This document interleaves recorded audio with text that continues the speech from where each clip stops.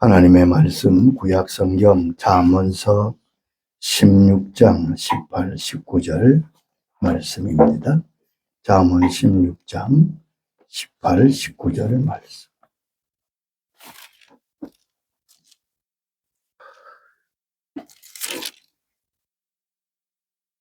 잠언서 16장 18, 19절 말씀. 교만은 패망의 선봉이요 거만한 마음은 넘어짐의 앞잡이니라. 겸손한 자와 함께하여 마음을 낮추는 것이 교만한 자와 함께하여 탈취물을 나누는 것보다 나으니라. 아멘. 신약 야고보 4장 6절을 봅니다. 그러나 더욱 큰 은혜를 주시나니 그러므로 일렀으되 하나님이 교만한 자를 물리치시고 겸손한 자에게 은혜를 주신다 하였느니라. 아멘. 모든 은혜와 복은 하나님께로부터 오지요. 요한복음 3장 17절 보면 하늘에서 주신 바 아니면 사람이 아무것도 받을 수 없느니라. 그렇게 말씀했습니다. 우린 하나님 주신 은혜와 축복을 받고 사는 사람입니다.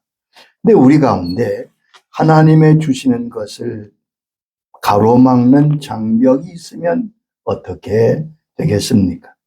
하나님의 은총을 가로막는 장벽 두 번째 시간을 말씀드립니다. 지난 시간에 하나님의 은총을 가로막는 장벽은 죄라고 말씀드렸습니다.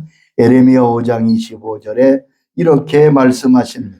너의 허물이 이러한 일들을 물리쳤고 너의 죄가 너희로부터 좋은 것을 막았느니라. 그렇습니다. 죄가 하나님과 우리 사이를 가로막아 우리에게 오는 좋은 것을 막았다고요.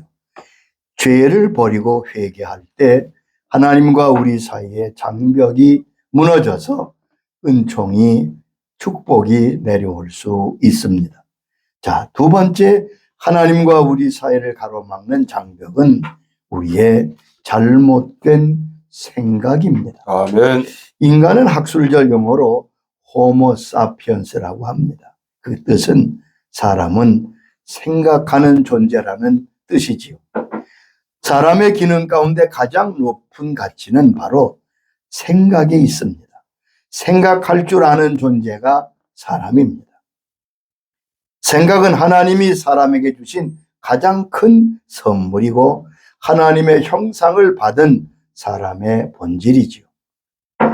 그래서 그 사람의 생각이 곧 그 사람이라고 잠언 23장 7절은 말씀하셨습니다. 대저 그 마음의 생각이 어떠하면 그 위인도 그러한즉. 그 사람을 보려면 그 사람의 생각을 보아라. 그 사람의 말이나 그 사람의 행동이 아니라 그 사람의 생각이 곧 그 사람이라고요. 그 사람의 생각이 그 사람이라고 성경은 말씀하셨습니다.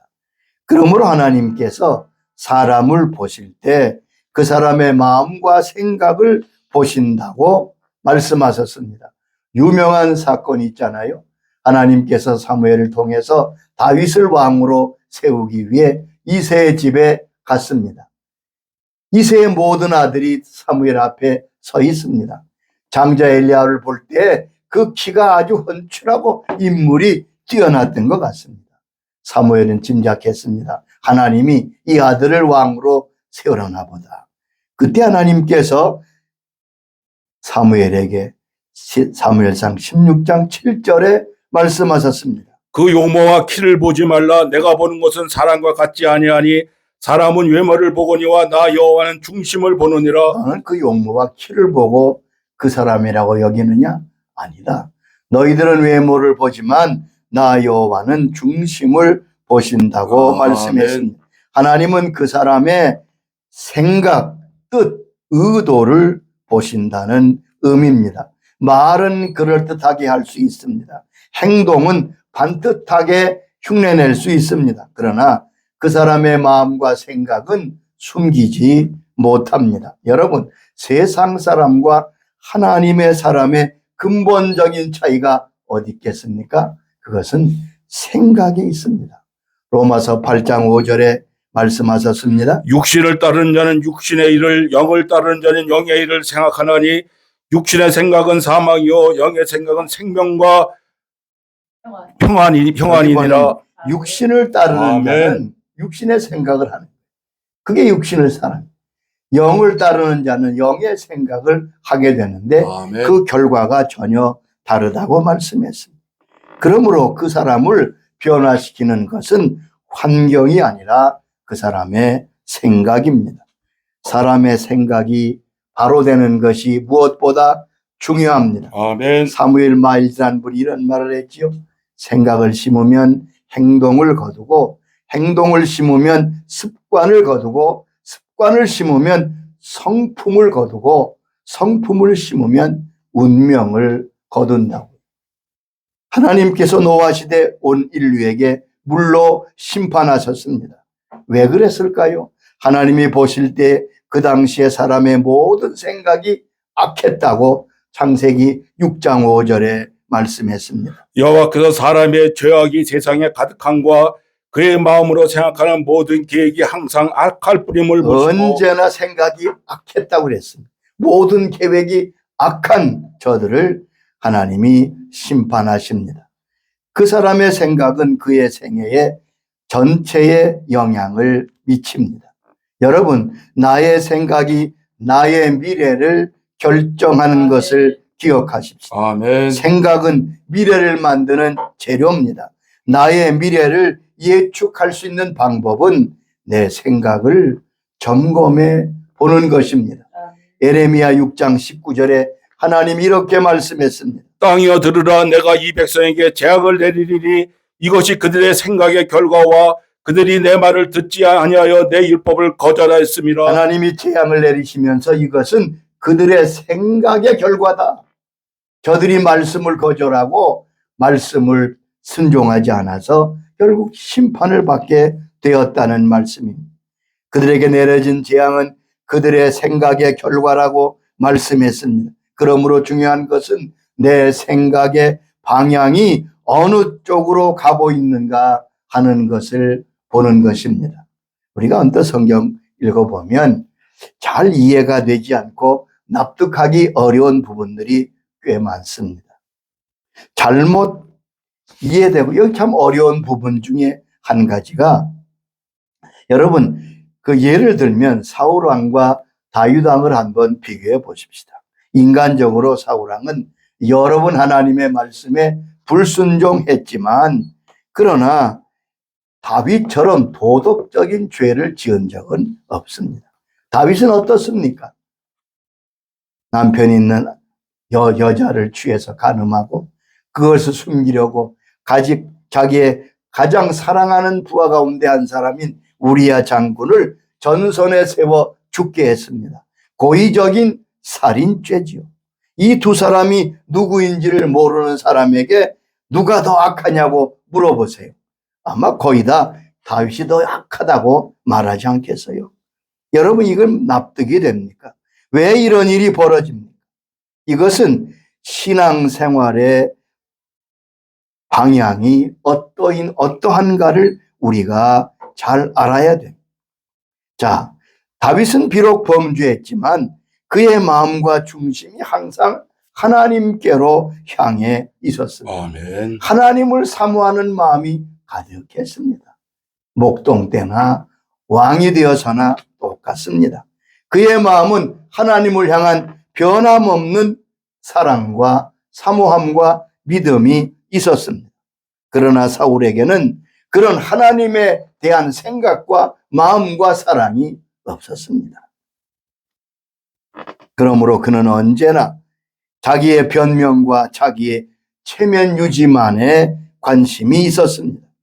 그렇기 때문에 하나님께서 다윗을 사랑하고 부르신 것은 이상한 일이 아닙니다.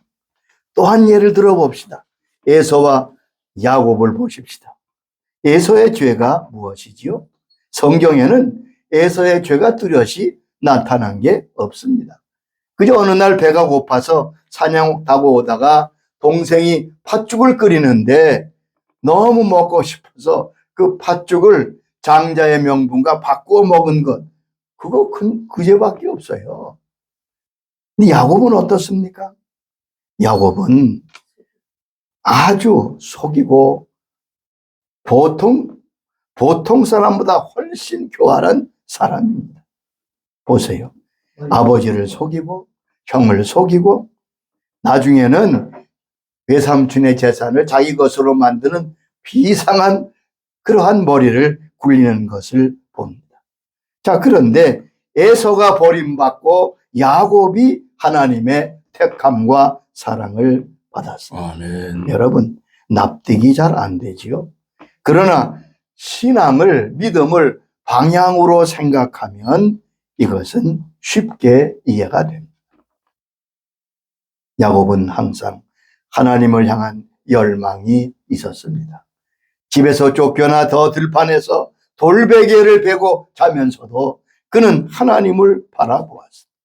언제나 하나님이 주시는 은총과 은혜에 목이 말랐습니다. 약복강에서 환도뼈가 꺾이면서까지도 하나님을 사랑하고 가까이 했던 것을 볼 수 있습니다. 그러나 에서는 겉으로 드러난 큰 죄는 없었지만 그는 하나님을 사모했거나 열망했거나 쫓아갔다는 기록이 없습니다. 도리어 하나님의 은총을 가볍게 여겼습니다. 장자의 명분을 팥죽 한 그릇과 바꿀 정도로 하나님의 주시는 은총과 축복을 가볍게 여겼습니다. 그래서 히브리 12장 16절은 이렇게 말씀하고 있습니다. 음행하는 자와 혹은 그릇 음식을 위하여 장자의 명분을 판 에서와 같이 망령된 자가 없도록 여기 보면 살피라. 장 한 그릇 식물을 위해서 장자의 명분을 판 에서와 같이 망령된 자가 없도록. 아멘. 여기 망령된 자라는 말은 망할 놈이라는 거예요. 여러분, 신학에 가서 보십시다. 바리새인과 또한 서기관 그리고 세리와 창기가 누가 큰 더 죄인입니까? 말할 것도 없지요. 여러분, 그 당시에 바리새인과 서기관들은 가장 모범적이고 백성에게 존경을 받고 가장 하나님을 잘 섬기는 사람들로 인정된 무리입니다. 세리와 창기는 말할 것도 없이 그 당시에 그 사회 죄인들이었지요. 근데 이상하게 예수님이 오셔서 바리새인과 서기관은 몹시 책망하시고 세리와 창기들은 용서해 주시고 불쌍히 여기셨습니다. 아멘. 왜 그렇습니까? 바리새인과 서기관은 겉으로는 훌륭했지만 그 마음이, 그 심령이, 그 생각이 정결하여 하나님을 향하여 나가지 못했습니다.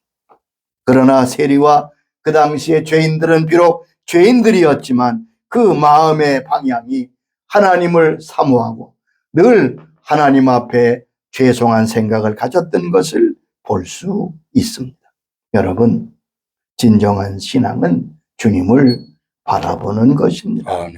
마음의 방향이 어느 곳 향하고 있습니까? 내 마음의 방향이 지금 어디로 향하고 있습니까? 내 생각의 방향이 어디로 향하고 있습니까? 내 생각과 방향이 세상으로 향하고 남이 알지 못하지만 죄로 향한다면 그는 육신의 사람, 그 아멘. 믿음의 사람은 아니에요. 성경은 그러므로 마음과 생각을 지키는 것이 무엇보다 중요하다고 말씀하셨지요. 잠언 4장 23절의 말씀입니다. 무릇 지킬 만한 것보다 더욱 내 마음을 지키라. 생명의 근원이 이에서 남이니라. 그렇습니다. 내 마음과 생각을 꼭 지켜라. 왜? 생명의 근원이 여기서 난다. 그런데 우리의 마음과 생각 중에 가장 위험한 것이 무엇일까요? 그것은 교만입니다. 우리는 우리의 마음과 생각이 교만해지지 않도록 늘 조심해야 됩니다. 아멘. 여러분, 교만에 대해서 성경이 또 하나님께서 뭐라고 말씀하시는가를 기억하세요. 여러분, 교만은 하나님의 축복을 가로막는 무서운 장벽입니다.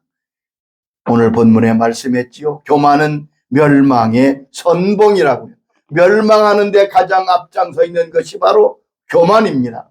개인이나 가정이나 국가나 사회가 교만하면 예외 없이 다 멸망했습니다. 여러분, 교만은 멸망의 원인입니다. 아멘. 두 번째, 교만은 하나님이 미워하십니다. 잠언 6장 16절에 보면 하나님이 그 마음에 미워하시고 싫어하시는 것을 7가지 기록했습니다. 여러분, 나 찾아보시기 바랍니다. 하나님이 이건 굉장히 미워한다, 내가 이것을 미워한다 말씀하셨습니다. 그런데 그 첫째가 뭐냐면 교만한 눈. 제일 첫째가 교만이에요. 또한 교만은 하나님을 대적하는 것. 하나님의 적이 된다고요. 하나님이 싫어하는 정도가 아니라 교만은 하나님을 대적한다고 말씀했습니다. 오늘 야고보 4장 6절의 말씀입니다. 하나님을 대적하게 됩니다. 즉 하나님의 적이 된다는 말입니다. 천사장으로 지음받은 사단이 교만할 때 하나님의 대적자가 됩니다. 아멘. 그래서 교만한 자는 결국 하나님과 원수가 됩니다. 또한 교만은 은혜에서 떠나게 됩니다. 하나님의 은혜는 겸손한 자에게 주어집니다. 이 원리는 변치 않습니다.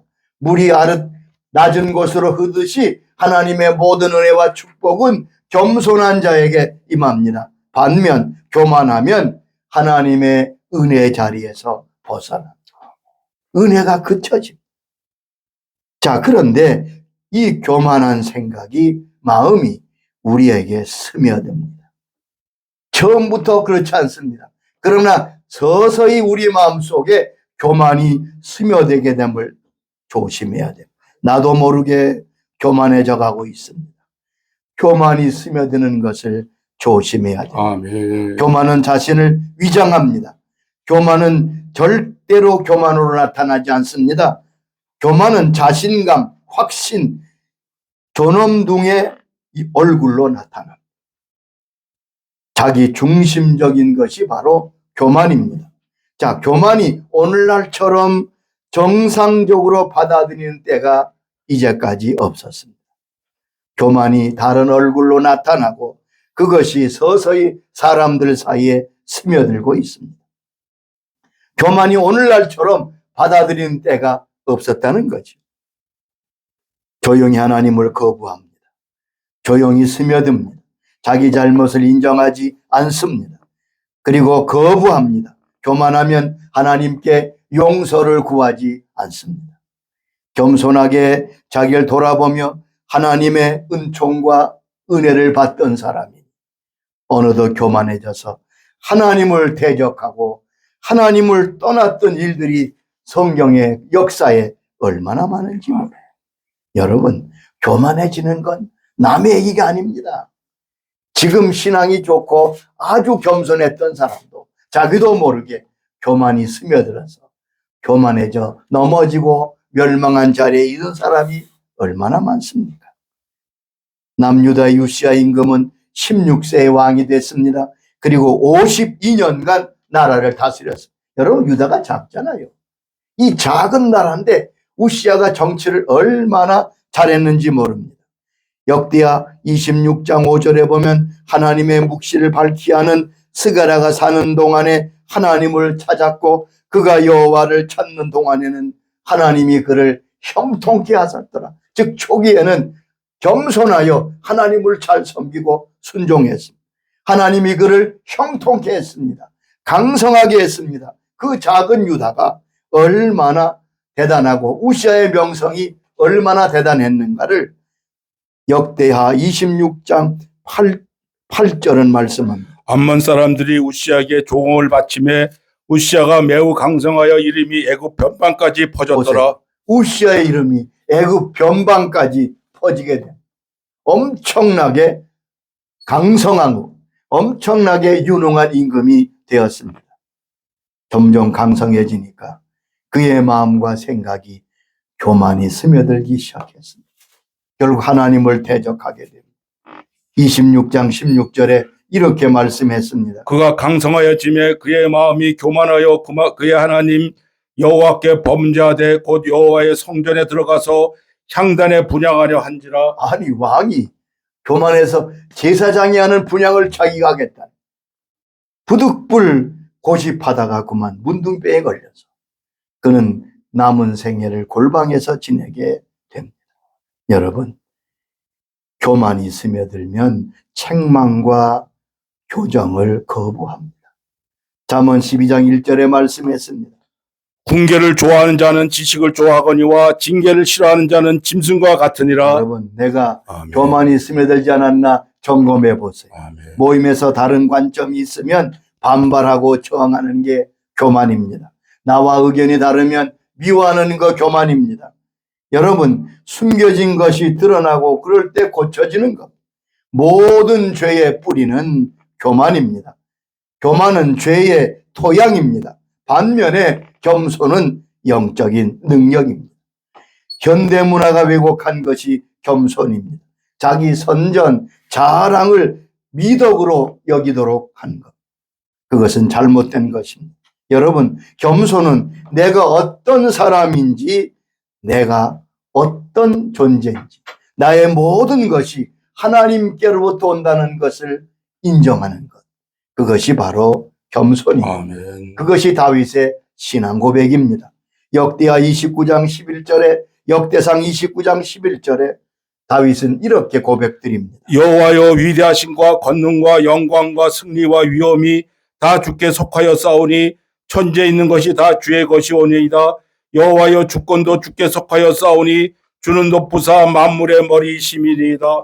아멘. 여기 보면 초점이 하나님, 왕이지만, 위대한 임금이지만 다윗은 모든 것이 하나님께서 주인이십니다. 저는 그저 하나님의 종뿐입니다. 이 겸손이 다윗을 끝까지 승리하게 했습니다. 교만은 문을 닫습니다. 아멘. 여러분, 교만하면 문이 닫힙니다. 교만은 하나님과의 관계를 훼손하고 하나님과의 동행을 거부합니다. 교만은 거의 모든 죄의 뿌리입니다. 그러므로 교만하면 문이 닫힙니다. 여러분, 문을 열고 닫으시는 분이 하나님이십니다. 하나님은 교만한 자를 대적하시고 교만한 자는 하나님 없이 걷게 됩니다. 그래서 문들이 닫히게 되는 거예요. 회개의 문이 닫힙니다. 영적 성장의 문이 닫힙니다. 하나님의 은총과 축복의 문이 닫힙니다. 바른 관계의 문이 닫힙니다. 그러므로 교만한 자는 영적으로 막히기 시작합니다. 아멘. 믿음은 맡기는 것입니다. 맡긴다는 것은 통제를 내려놓고 하나님을 의지하는 것입니다. 그러나 교만한 사람은 하나님께 맡기지 않습니다. 스스로 할 수 있다고 생각합니다. 그러면 하나님의 주시는 열려있던 문들이 닫히기 시작합니다. 교만하면 그가 누리던 영광과 세상의 자랑의 문이 닫히고 재앙이 임하게 됩니다. 이사야 23장 9절은 말씀하셨습니다. 여호와께서 그것을 정하신 것이라 모든 누리던 영화를 속되게 하시며 세상의 모든 교만하던 자가 멸시를 받게 하려 여기 하시니라. 보면 하나님께서 그가 누리던 영화를 욕되게 하시고 세상에 교만하던 자의 모든 멸시가 그에게 임하게 된다고. 교만하면 이렇게 문들이 닫히게 됩니다. 아멘. 여러분, 느부갓네살 왕은 대제국 바벨론을 세운 제왕입니다. 대단한 임금이죠. 그런데 그가 교만하여 자랑하다가 하루아침에 짐승이 되어 7년이나 금수처럼 살게 됩니다. 다니엘 4장 30절에 이런 말을 하죠. 이 큰 바벨론은 내가 능력과 권세로 건설하여 나의 도성으로 삼고 이것으로 내 위엄의 영광을 나타낸 것 아니냐. 여기 보면 자기가 세운 바벨론을 볼 때 크게 아마 마음에 자부심이 생겼던 것 같아요. 내가 내 능력과 권세로 이 큰 도성과 제국을 세웠다. 그런데 그가 말을 마치기도 전에 하나님이 말씀하십니다. 네가 쫓겨나서 들짐승처럼 살게 되리라. 아멘. 다니엘 4장 33절에 이렇게 말씀했습니다. 바로 그때 이 일이 나 느부갓네살에게 응함으로 내가 사람에게 쫓겨나서 소처럼 풀을 먹으며 몸이 하늘에 이슬에 젖고 손톱은 새 발톱같이 되었더라. 여기 보면 여러분, 대제국을 건설했던 느부갓네살이 교만하다가 짐승이 됩니다. 주여. 짐승처럼 7년이나 고생하고 그 뒤에 계속 읽어보면 7년 후에 하나님이 다시 그 자리를 회복시키실 때 느부갓네살은 겸손히 하나님 앞에 엎드려 하나님 당신이 주인이십니다 아멘. 라고 고백하는 것을 볼 수 있습니다. 교만은 이처럼 무서운 것입니다. 모든 문들이 닫히게 됩니다. 또한 비교하는 것이 교만입니다. 다른 사람의 성공, 성취를 보며 질투하면 비방하는 것, 그게 바로 교만입니다. 여러분, 다른 사람의 고난을 볼 때, 또 어려운 것을 볼 때 내가 더 낫다고 여기는 것, 그것도 바로 교만입니다. 비교하면 교만의 덫에 빠지게 됩니다. 아멘. 여러분, 사람과 자기를 비교하지 말고 언제나 하나님 앞에서 자신을 보시기 바랍니다. 그래야 교만에 빠지지 않습니다. 고린도후서 12장 12절에 말씀했습니다. 우리는 자기를 칭찬하는 어떤 자와 더불어 감히 짝하며 비교할 수 없노라. 그러나 그들이 자기로서 자기를 헤아리고 자기로서 자기를 비교하니 지혜가 없도다. 같이 비교하는 건 지혜가 없다고 아멘. 지적하고 있습니다. 여러분, 사람을 비교하는 것은 아주 바른지 비교되는 것, 이게 잘못된, 왜요? 하나님께서 같은 사람을 만드신 적이 없어요. 누가 이렇게 말했습니다. 사람과 사람을, 다른 사람과 나를 비교하는 것은 마치 30cm 자로 태양을 재려는 것 같다. 아멘. 하나님의 부르심은 고유한 것입니다. 다른 사람과 비교하지 말고 하나님이 내게 주신 자리에 서는 것, 내게 주신 은사를 따라가는 것. 갈라디아 6장 4절에 말씀하셨지요. 각자 자기의 일을 살피라. 그리하면 자랑할 것이 자기에게만 있고 남에게 있지 아니하게 된 것을 아멘. 알게 된다고 말씀했습니다. 어떤 사람은 빠르게 성장합니다. 어떤 사람은 더딥니다. 여러분, 그러나 그 모든 것을 이루시고 역사하시는 분은 하나님이십니다. 하나님은 우리와는 다른 방법으로 일하십니다. 우리를 경쟁시키지 않습니다. 각자가 주신 은혜와 은사대로 일하는 것, 위를 바라보고 천천히 나아가는 것. 그래서 여러분, 이 교만에 스며드는 것에 떨어지지 않도록 주의해야 될 것입니다. 그러면 교만의 해독제가 무엇이겠습니까? 자, 우리 속에 교만이 스며들 수 있습니다. 왜냐하면 마귀라는 놈이 가만두지 않잖아요. 또 우리가 좀 이렇게 대단한 존재가 아니기 때문에, 죄인이기 때문에 나도 모르게 교만이 스며들어 내 생각과 마음이 교만해질 때가 있습니다. 아멘. 그러면 어떻게 교만을 물리치는 교만의 해독제는 없을까요? 있습니다. 첫째는 고백하는 것입니다. 고백은 인정하는 것이고 감추인 것이 빛으로 드러나는 것입니다. 고백은 교만의 해독제입니다. 자기 허물을 고백하는 것이 매우 중요합니다. 요한일서 1장 9절에 말씀했습니다. 만일 우리가 우리 죄를 자백하면 그는 미쁘시고 의로우사 우리 죄를 사하시며 우리를 모든 불의에서 깨끗게 하실 것이요. 우리가 하나님 앞에 나가 고백할 때 하나님께서는 다시 우리를 깨끗게 하십니다. 언제든지 하나님에 나가 고백하고 그때 하나님께서 은혜를 주십니다. 은혜는 교만한 자에게 주어지지 않습니다. 그러나 겸손히 고백할 때 하나님이 열어주십니다. 교만은 말합니다. 고백은 위험하다. 고백한 너는 끝장이다. 그러나 성경은 말씀합니다. 우리가 언제나 하나님 앞에 겸손히 고백하고 나의 허물을 많은 사람들과 다른 사람에게 고백할 때 우리는 교만의 늪에서 벗어날 수 있습니다. 아멘. 야고보 5장 16절도 이렇게 말씀했습니다. 너희 죄를 서로 고백하며 병낫기를 위하여 서로 기도하라. 의인의 강구는 역사하는 힘이 큼이라. 너희 죄를, 너희 허물을 서로 고백하라고 말씀했잖아요. 서로 내가 허물이 있음을 고백할 때 하나님께서 역사하기 시작합니다. 1907년 한국교회 대부흥의 역사입니다. 그런데 여러분, 이 1907년의 대부흥의 역사는 어떻게 시작됐느냐? 원산에서 시작됐습니다.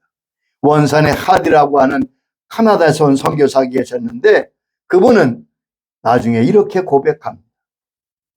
자기는 우수한 공부를 했던 사람이, 그런데 무지한 조선인들과 함께 있으면서 많은 실망을 합니다. 그러면서 마음속에 자기 교인들을, 자기가 전도한 조선인들을 좀 멸시하고 깔보는 우월감이 있었던 것 같아요. 한 번 하나님 앞에 기도하는데 하나님께서 그분을 지적했습니다. 내가 교만한 생각이 있다. 내가 우월한 생각으로 내 백성들을 지도한다. 그는 하나님 앞에 회개할 뿐 아니라 어느 날 예배 시간에 온 교인들에게 고백합니다. 여러분께 고백드릴 게 있습니다. 제가 여러분을 얕보고 여러분을 무시하고 우월한 자존감을 가지고 살았습니다. 여러분 죄송합니다. 고백드립니다. 그랬더니 한 장로가 일어나서 아닙니다. 우리가 잘못했습니다. 자기의 잘못을 고하기 시작합니다. 여러분, 자기의 잘못들을 고하기 시작하면서 장대현 교회에 와서 큰 1907년 대부흥의 역사가 일어나게 된 거죠. 고백할 때 교만이 물러가고 교만이 무너져서 겸손이 그 가운데 있을 때 하나님의 은혜가 임하게 된 것입니다. 두 번째는 이웃을 섬기는 것이 교만의 해독제입니다. 자발적인 섬김이 교만을 이깁니다. 조용하고 아무도 모르는 섬김이 있을 때 교만을 끊어낼 수 있습니다. 섬김은 교만을 이깁니다. 주님께서 섬기셨습니다. 여러분, 성취하는 것은 바로 섬김입니다. 아멘. 섬김의 크기는 하나님 나라에서 측정됩니다. 우리가 진실로 이웃을 섬길 때 그 교만의 덫에서 벗어날 수 있습니다. 우리가 진정으로 섬기면 교만은 자리를 잃어버립니다. 겸손한 섬김이 교만을 이깁니다. 섬김은 교만의 사슬을 끊는다고 할 수 있습니다. 여러분, 우리가 하나님과 우리 사이에 교만이 스며들지 않도록 늘 주의해야 될 것입니다. 아멘. 교만에서 완전히 승리한 사람 없습니다. 언제나 미혹도 받습니다. 그러나 언제나 하나님 앞에 나가 또한 사람들 앞에 고백드리고 우리의 죄의 허물을 고백하고 겸손히 이웃을 섬김으로 우리를 위협하는 이 교만에서 승리하고 겸손하여 하나님의 은혜를 받는 진정한 주의 백성들로 나가게 되기를 주의 이름으로 축원합니다. 아멘. 주님 감사합니다. 우리도 모르게 교만한 생각, 교만한 마음이 스며들어서 나도 모르게 교만하게 행할 때가 많이 있었습니다. 그때마다 주님께서 일깨워 주셔서 아멘. 그래도 하나님 교만으로 넘어졌던 사람과 같이 되지 않도록 거기까지 이르지 않도록 붙들어 주시니 감사합니다. 하나님과 우리 사이의 죄가 장벽이라면 또한 악한 생각, 교만이 하나님과 우리 사이의 큰 장벽임을 깨닫습니다. 우리도 모르게 교만이 우리의 생각과 마음속에 깊이 자리 잡고 있지 않은지 성령님 빛을 비추어 주시옵소서. 아멘. 알려주신 대로 회개하게 하시고 또한 사람들에게 고백하고 잘못을 용서를 구하고 낮은 자리에 겸손하게 섬김으로 교만의 늪에 빠지지 않아 결국 하나님의 은총의 사람으로 다윗처럼 우리 주님처럼 승리하는 주의 자녀이 되도록 역사하여 주시옵소서. 아멘. 예수님의 이름으로 기도드리옵나이다. 아멘. 아멘.